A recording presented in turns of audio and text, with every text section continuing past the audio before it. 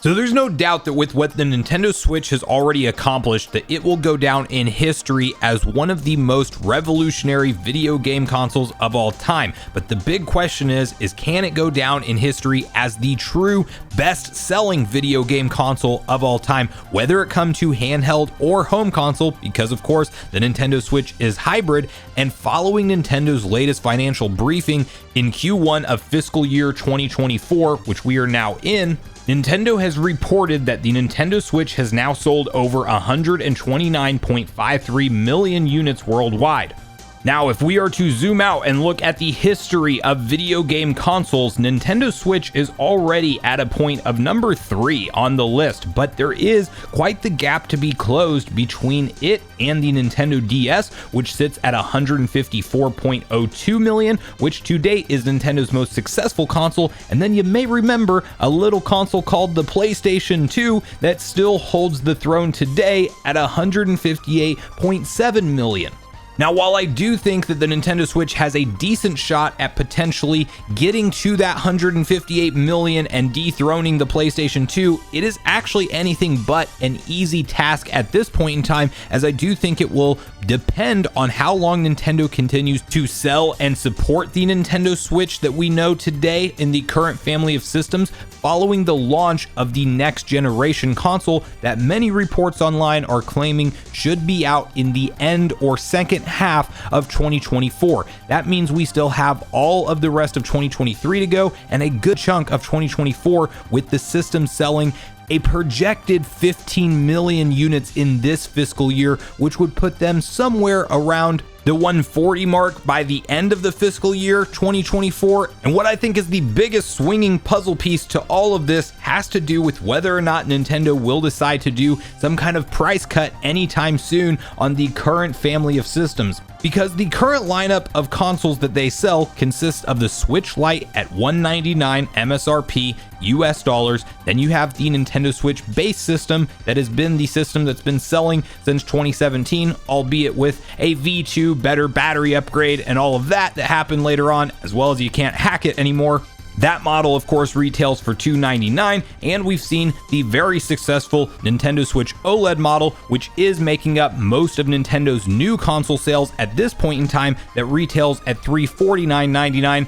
not to mention the various different special editions that we've seen of the OLED model and other models that sometimes have that small price increase attached to them, like the Legend of Zelda Tears of the Kingdom OLED model most recently, retailing for $359.99. Now, as we walk forward into the holiday season of 2023, I think it will be very interesting to see if Nintendo continues with the same historical sale that we've seen them repeat for many of the years of the Nintendo Switch's life cycle so far, which is just the bundle with Mario Kart 8 Deluxe and 3 months of Nintendo Switch Online. At one point, it was just coming with Mario Kart 8 Deluxe, and you didn't even get the online service added in. The last few years, we've seen it with the online service added in, but it hasn't been a true discount on the system. It's been the same system, the base one, not the OLED model, mind you, selling at that $300 price point. You're just getting an extra game included and a few months of their NSO service. I do think that if Nintendo chose to go $50 down on each SKU,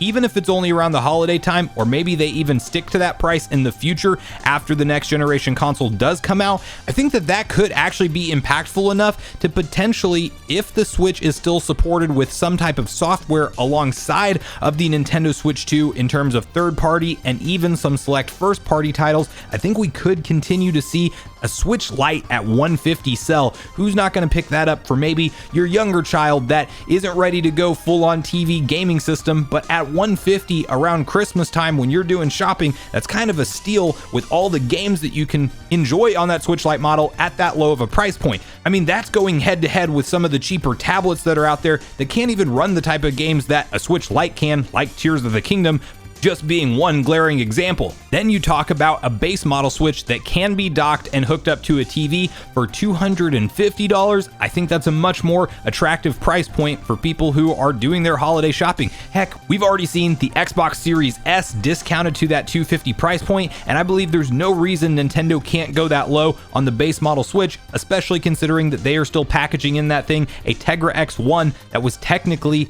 on market in 2015, then put inside of the Switch in 2017. Then you talk about the OLED model. I do think that an OLED during a Christmas time sale selling at $300 retail is a very attractive price for people that may have held out and not got the upgrade in the handheld performance that you get with an OLED display at the 7-inch screen size instead of the 6.2. And if Nintendo does that $50 across the board price cut, I think they definitely do some damage to their overall numbers and units sold. And assuming they launch new hardware at a higher price point, something like that $399.99 retail or $400 to keep it simple, well, then you're going to have a market of people who, of course, will go out and buy that new one, but you're also going to have your fair share of people that might think twice at that price point and then realize that the last family of systems has been discounted and opt to buy that one instead. But the big thing that could make or break Nintendo Switch walking away with the trophy for the most successful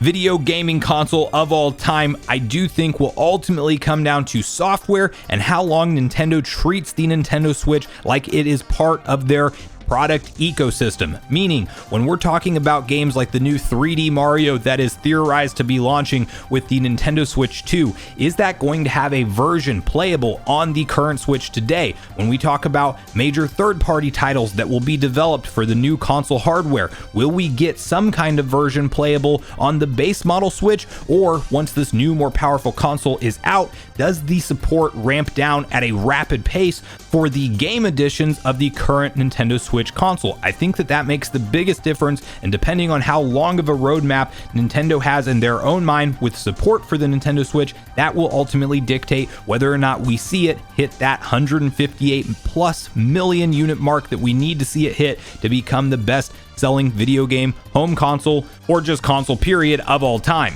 Now, the only other thing we have to go off of at this point in time is Nintendo's own comments around where they see the Nintendo Switch in terms of the product life cycle, and they have been quoted saying that it is at the halfway point, in their opinion, of its life cycle at the 5-year mark, which would essentially lead you to believe that they see this thing selling for a full 10 years. And I do think that if they allow it to sell at lower price points for the foreseeable future, especially if we get it to that 10-year mark, so we're talking 2027, this thing is still being sold on retail shelves, well, at that point, you could logically expect it to just naturally outpace that PlayStation 2, and we will just slowly get there gradually. There's also a very, what I would consider to be somewhat unlikely possibility, although not entirely off the table because Nintendo's technically done something like this in the past, but they could release this new Nintendo Switch that's more powerful that we are branding online, a lot of content creators calling it the Nintendo Switch 2 just for simplicity. It's probably not going to be called that, but if it's still called a Switch of some sort and Nintendo decides to market it as something that is in the same family of systems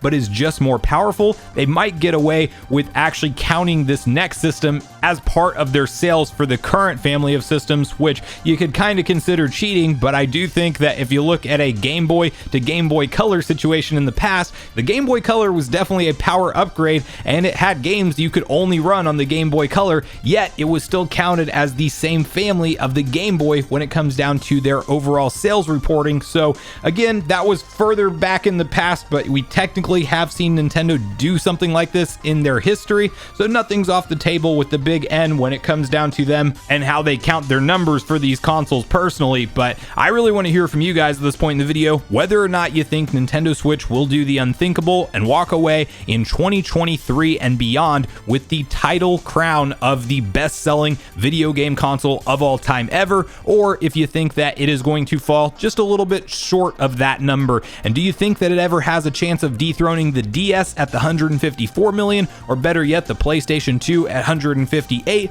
or do you think it will finish somewhere more around the 145 to 150 and never crack those next top 2 spots that it needs to in order to go down historically as the best ever? But I really want to hear from you guys at this point in the video, your personal thoughts and opinions around everything the Nintendo Switch has accomplished in its life cycle and where you think it's headed from here. And looking back on this thing as we talk about coming into the end of the life cycle, is it one of your favorite Nintendo consoles of all time, if maybe not your favorite ever, like it is for me?